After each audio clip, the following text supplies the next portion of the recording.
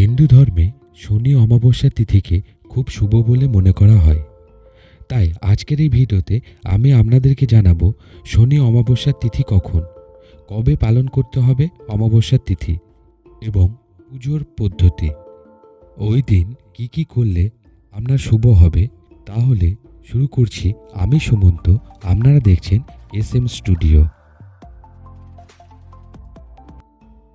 হিন্দু ধর্মে অমাবস্যা তিথির মাহাত্ম্য অপরিসীম।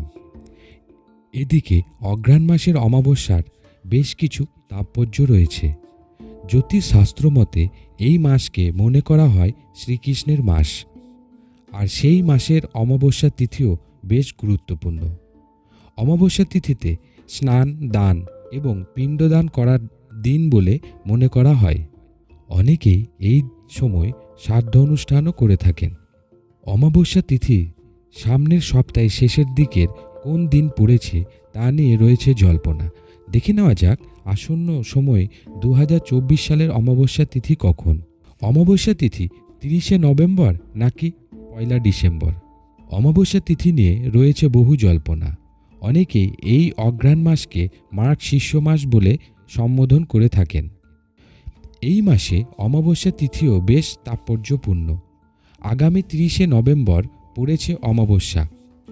সেই দিনটি হলো শনিবার। সেদিন সকাল 10টা 29 পড়বে অমাবস্যা তিথি। তিথি শেষ হবে ডিসেম্বরের 1 তারিখ অর্থাৎ রবিবার 11টা 50 যেহেতু এই অমাবস্যা তিথি শনিবার পড়েছে, তাই এই অমাবস্যা তিথিকে শনি অমাবস্যা বলা হয়। শনিবারের এই অমাবস্যা তিথিতে বহু ধরনের পুজো হয়। তাহলে চলুন জেনে নেওয়া যাক কি করতে হবে। এই দিনে ভগবান বিষ্ণু, ভগবান শিব এবং দেবী গঙ্গার পূজা করা বিশেষ আশীর্বাদ নিয়ে আসে বলে বিশ্বাস করা হয়। যে কোনো পবিত্র নদীতে স্নান করাকে শুভ বলে মনে করা হয় এবং পূর্বপুরুষদের আত্মার শান্তির জন্য তর্পণ করাও অত্যন্ত উপকারী।